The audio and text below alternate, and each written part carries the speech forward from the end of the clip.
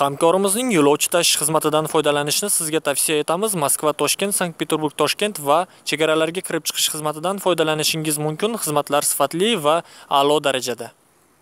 Assalomu alaykum, hurmatli kanalimiz tomoshabinlari va ushbu videoni ko'rib turgan aziz muxlislar, siz bilan Jamshid Naimov, 24 soat TV kanali. Azizlar, 1-sentyabrdan avtomobillarga chiroyli nomerlar kimosh savdosi orqali xarid qilishingiz mumkin bo'ladi. Juda ham ajoyib yangilik, kanalimizga obuna bo'ling. Eng yangi yangiliklarni bilib borish uchun. O'zbekiston avtomobillar uchun chiroyli davlat raqamlari olishda xorijiy mamlakatlar tajribalari qo'llanilishi haqida avval ham xabar bergan edik. Respublikada 7-yo'l harakat xavfsizlik bo'lim boshlig'i polkovnik Xolmatjon Saydaliyev jurnalistlar bilan birgalikda tez orada ushbu masalaga oydinlik kirituvchi hujjatlar ishlab chiqilishi haqida gapirib o'tgan edi.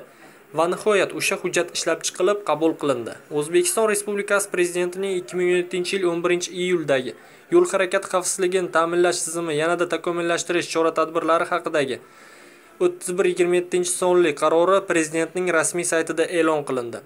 Hujjatga ko'ra 2017-yilning 1-sentyabridan avtotransport vositalarining qayd etish davlat nomerlari, raqam va harflari talab etilgan kombinatsiyaga ko'ra to'lovlarning yuqoriroq stavkasi bo'yicha tanlab olish jumladan ularni kimosh savdosi auksion orqali xarid qilish tartibi o'rnatildi. Endi hujjatga muvofiq bir oy ichida yuqoriroq stavka bo'yicha nomerlarni tanlab olish tartibi ham ishlab chiqiladi. Azizlar, bu ajoyib yangilikni hamma bilishi uchun klass bo'lsang, kommentariyada o'z fikringizni yozib qoldiring va prezidentimiz uchun ham albatta klass bosib qo'ying. Shavkat Mirziyoyev, biz siz bilan.